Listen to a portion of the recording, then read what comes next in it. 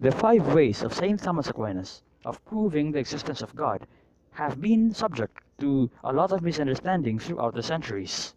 And the fact that it has been misunderstood has led a lot of people to reject it, just prima facie at a first glance, because of these misconceptions.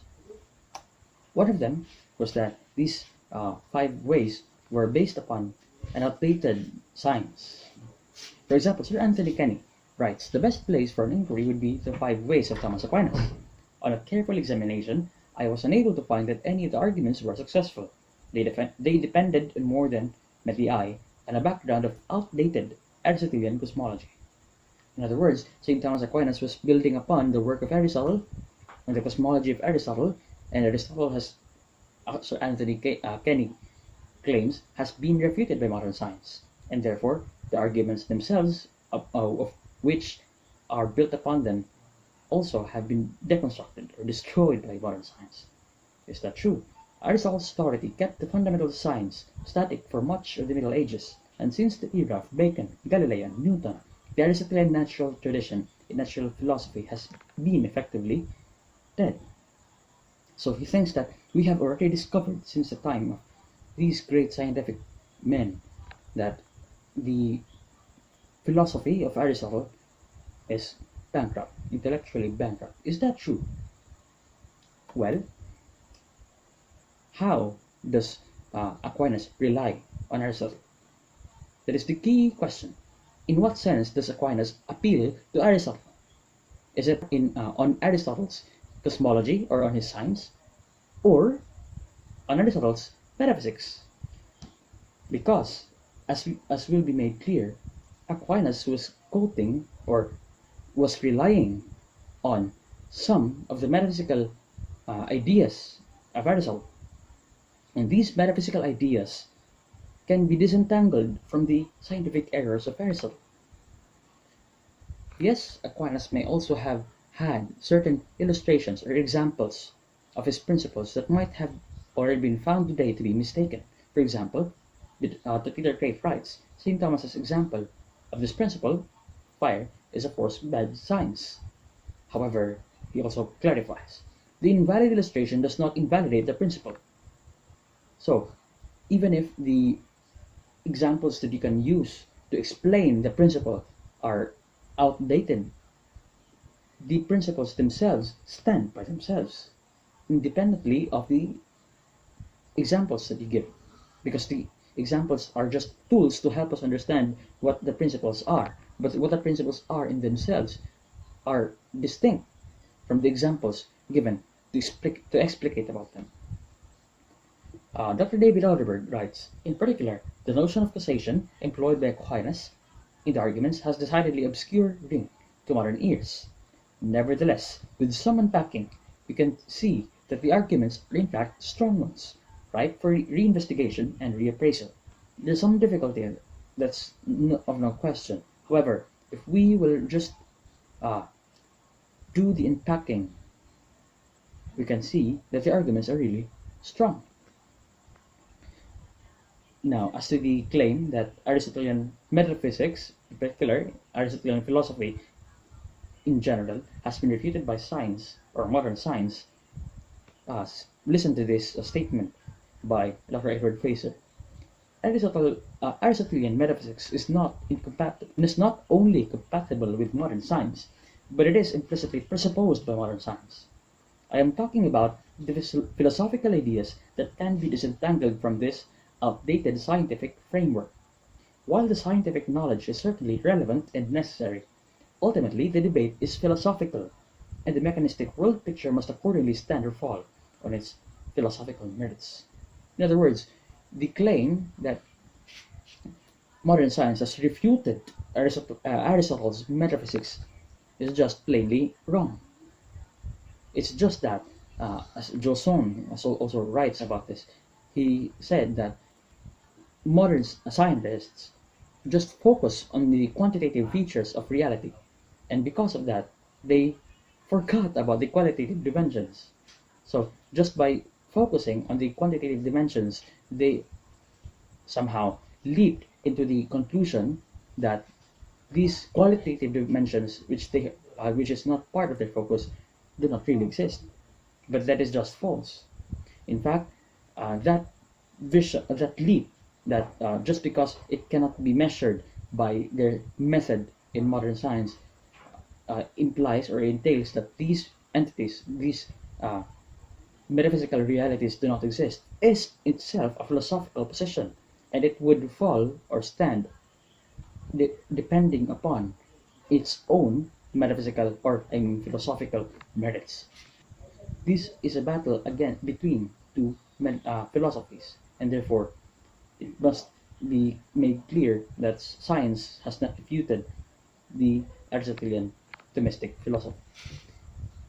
Bertrand Russell also raised another objection, that he writes, if everything must have a cause, then God must have a cause. If there can be anything without a cause, it may just as well be the world is God. So there cannot be validity in that argument.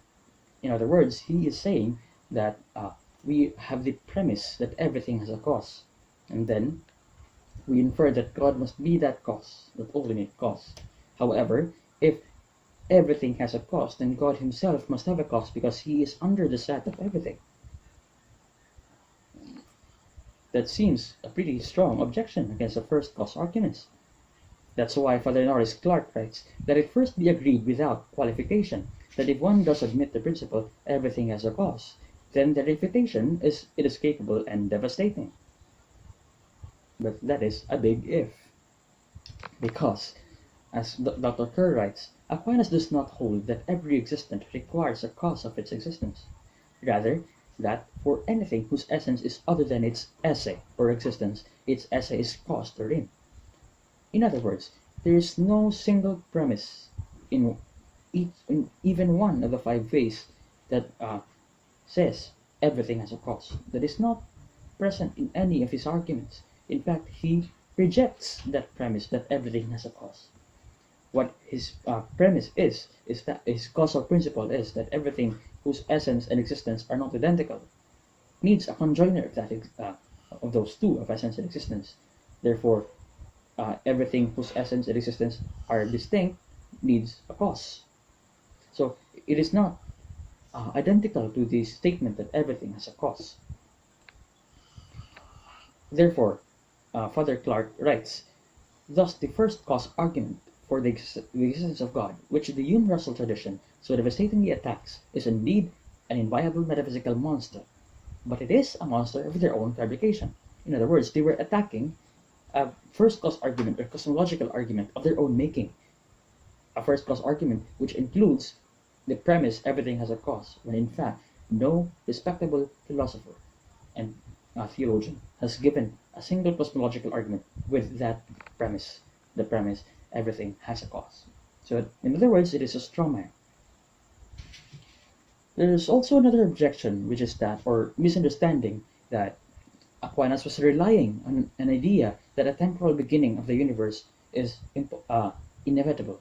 Or in other words, there must be a beginning in time of the universe, and God must be outside that time to be able to cause the universe at that point. But no, that is a misunderstanding. In fact, St. Thomas Aquinas himself writes that the world had a beginning is believable by faith, but it is not known by demonstration in the scientific sense. So the claim that one of the premises of Aquinas' 5 ways is that the universe must have a beginning, that claim is just plainly wrong. How could Aquinas use that as a premise of his proofs for God's existence when he himself claims that that premise, that statement that everything, that the universe must have had a beginning, cannot be proven by reason? So that is just plainly false. In reality, the sort of beginning, or first in the sense, a first that Aquinas uses, is not a temporal one, but an ontological one, a hierarchical one, as we shall see when we will discuss the 5 ways themselves. Okay, another claim or objection or misunderstanding is that Aquinas was just making an, as Dawkins would say, an entirely unwarranted assumption that God himself is immune to the regress. In other words, it is unwarranted to claim that such a regress must terminate in God, because God himself could have been caused And this deeper reason why is because, as we shall see, that is that if the universe is very complex, then God, and therefore that complexity demands a cause. God himself, who caused that complexity, must also be extremely complex, and therefore also must need a cause. His claims that we are making God arbitrarily immune to regress. However, are we doing it arbitrarily? Is it unwarranted to claim that God is uncaused? As we shall see, no. For example, Dr. Alex Bruce writes, the themistic argument, exemplified by Aquinas' first three ways, uses a variety of methods, the most distinctive of which is an attempt to show that there is an intrinsic distinction between intermediate and non-intermediate causes. So, Aquinas was not just arbitrarily exempting the non-intermediate causes from needing themselves a cause. What he was doing was that showing that there's a fundamental difference between intermediate and principal causes. Intermediate and principal, or meaning non-intermediate causes. There's a fundamental difference, and that fundamental difference is rooted, or is a conclusion of metaphysical analysis of what it means to be caused, of the nature of the cause that he's talking about. He's not talking about a temporal cause, but he's talking about a causality that is what we can call ontological or hierarchical or essential, as we shall unpack later. As Dr. Caleb Coho writes, because the intermediate causes in such a series possess causal power only by deriving them from all the preceding causes, they need a first and non-derivative cause to serve as the source. So this is the reason why the principal cause must be different from the intermediate causes. The intermediate causes themselves need a cause, but the principal cause must not, because there is a qualitative difference between them. As we shall see, it will be about God's essence as existence. Now, the next claim, or next misunderstanding or objection is that there is a gap problem. Dawkins again writes, there is absolutely no reason to endow that terminator with any of the properties normally ascribed to God. So, he's just saying that all that Aquinas has proven is that such a first cause exists, that there is a designer or supreme intelligence, a necessary being, but these characterizations of what has been proven are far from what we mean by God. Aquinas just says at the end of his 5 ways, at each of the end of these 5 ways, he just writes, and this is what men call God. Now, that is what we call a gap problem. A gap between what the cosmological arguments prove to our claim that such is God.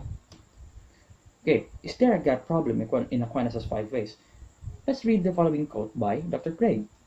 Thomas's proofs, he writes, for the existence of God encompass the whole of, or just a large chunk in the Summa Theologiae. It is not until the finish of question 11 that the existence of what we mean by God has been demonstrated.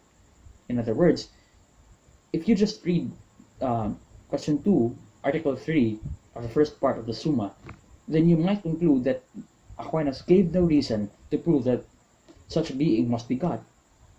However, if you just turn the page, you will see that Aquinas, in fact, gives good reasons to show that why such a being must be God in the rest of his, in the succeeding pages of his Summa Theologiae.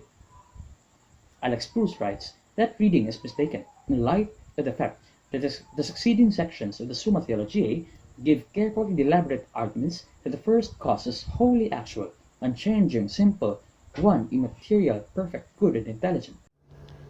Rather, Aquinas is simply marking the fact that the theist will recognize the unmoved mover to be God. Aquinas knows that an argument that the first cause has at least some of the attributes of God or the Western monotheism is needed, and offers such an argument. So, Aquinas offers arguments why such a cause has to be God, and he does not at the rest of the succeeding pages of his work. As Dr. Peter Craig writes, though, that the fullness of the divine revelation about himself is not fully unpacked, cannot be fully drawn out just by natural reason alone. However, Dr. Craig writes, the God proved here by philosophy though thinner than the God revealed in the Bible, is thick enough to refute an atheist. Okay. The next misunderstanding is that Aquinas was just making an argument from fittingness that, or he was just claiming that it would be coherent, it would make sense that God exists given what we already believe.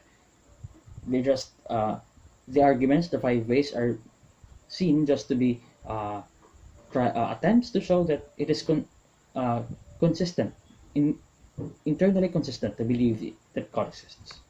They are not proofs in the formal sense, but they're just attempts to show the inner consistency of believing in God. Is that true? No. Just plainly, no. Father John Canasas writes, Aquinas' critique of Anselm's postlogian-type reasoning reveals that Aquinas intends his own arguments for God to be able to stand up to philosophical scrutiny. In other words, Aquinas tried to refute, or he rejected the arguments by St. Anselm of Canterbury, namely his ontological argument for God's existence. If all Aquinas was trying to do in his 5 ways was just to show that it is fitting that God exists, given what we already know, that it is just it would be consistent to believe that God exists.